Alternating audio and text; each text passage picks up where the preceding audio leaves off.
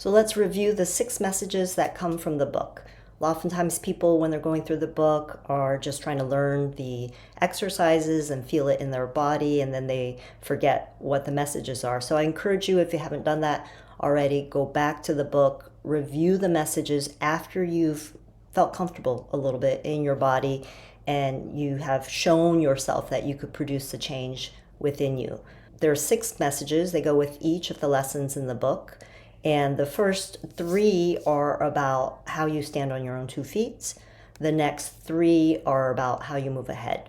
So let's start with the first 3. The first one is how you find support. So that is the 3 keys. That concept of the 3 keys focuses on the 3 lever points in your body that support the major weight centers. When you organize those well, or better than how you've been organizing them, and typically it's going to be your posture that interferes with that, you will start to feel how your body supports you, not how you support your body. So you don't have to grip yourself in place. You don't have to work to stand. Obviously, there's a little bit of effort to stand, but you could really reduce that effort when you learn to settle into yourself using the 3 keys. The next exercise is called the Nautilus. And I know that's tricky. There's a lot of holding patterns within our pelvis for many different reasons. So if you're struggling with that, just know in the main course, there are many different ways that we work to unstick that. But basically in your pelvis, when you use it correctly and you're able to differentiate the 2 pelvic bones, the ilia, from the sacrum, that triangular bone that is the base of your spine. When you're able to feel the differentiation, and it doesn't have to be big, but just know that it's not one big block. When you start to work with that, you can start to access your power.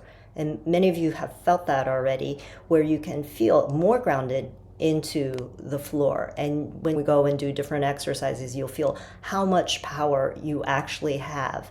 It's power without strain, power that is not contractive in nature. What you're doing is you are harnessing the power of how gravity circulates through your system, how it goes down through your bones, and how it comes back up through that central channel of hydraulic support. So that central channel of hydraulic support is what we reference and use in the elastic breath. So that's the third exercise, where you learn how to breathe into all your diaphragms, how they coordinate together, how you breathe with your entire body. So this is really significant for people who have done breath work before. You'll see that it's a really different way to approach it. So if you haven't been able to access that yet, know that if you work a little bit more with the 3 keys and a little bit more with a Nautilus, you might be able to find more of that elastic breathing. Or when you put them all together, that creates what I call the sensing posture. So that bonus video in the book is about how you can use that in a standing meditation. When you are standing in your sensing posture, you are building your experience with presence. You're present to the moment. You are able to stand and receive and perceive in a much more expanded state. So when you're gripping yourself, when you're struggling or rigid in how you stay up, it affects your breathing, it affects your muscles, you go into fatigue. Anyone who's worked in a business where you're standing up all day, for instance, a hairdresser or a cook, you know how tiring that could be when you're first standing for a full day. If you learn to stand in your 3 keys, you're going to build up more energy because you will be able to experience your body as being supportive of you rather than you having to hold yourself up. Very, very powerful experience to have. Remember, you're supporting yourself, finding that deep front surface of your spine in order to experience that ease. So those 3 together create the sensing posture. That is how you learn how to stand on your own 2 feet. The second half of the book is how you learn to move forward. So remember, those exercises are the infinity resolution process. So that's a big concept where the whole idea of the two halves of your body coordinating together to move forward, to walk, to keep your center and rebuild your center as you walk and move is a really powerful template for how you can dissolve trauma. You go through that whole process in the intro course for trauma resolution with trauma therapists so that you can really start to apply these new body skills. You need to have the new body skills first, but how you can apply these new body sensations and skills to old triggers. If you haven't experienced that yet, make sure that you attend one of those classes.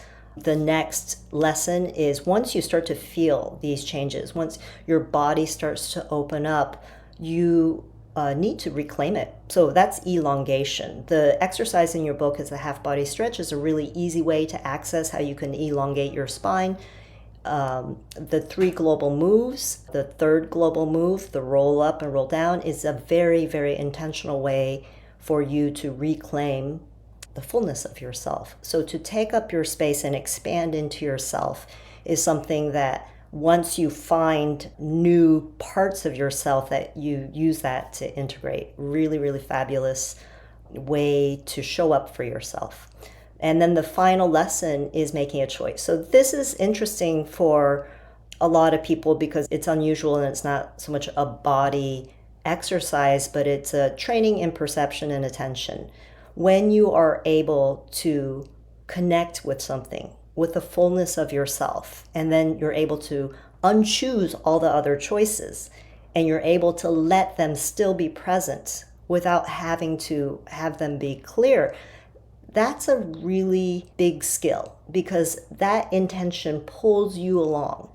So as you move forward, you have somewhere to go. You have something around which you can organize your forward movements.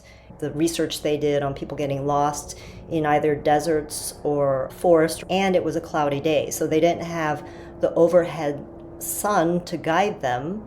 When they're lost, what happens is they always circle around.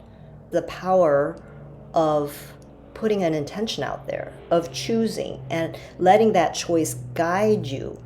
Otherwise, and many of you probably understand what it feels like to just tread water. Sometimes you do need to tread water, wait for more signals, listen from a deep place, but without an intention, you will keep circling around again and again. That's why that lesson is there, because it gives you a North Star. It gives you somewhere to keep pulling you along. So not only do you learn how to move forward, but you learn why to move forward. You learn to connect with purpose towards what you desire. If you've been in a state where it's really hard to imagine what you actually do desire, this is an invitation to come and explore how to retrieve that, because you'll slough off the body distortions, you'll start to melt away the chronic trauma and the chronic impediments that keep you from feeling alive and keep you stuck. When you are able to do that, sometimes it's hard to inhabit this body that you're not familiar with. And it helps to have a really strong connection to something that you really truly desire, because that will pull you forward. That will make it exciting for you to be more capable. To do what? If your whole life has been built around getting better, around healing, you might have pushed away a lot of the things that were not about that. You may have pushed away the interests that you used to explore. So this is an opportunity to come back into that, to feed yourself, feed your curiosity, feed your creative impulses, and move forward.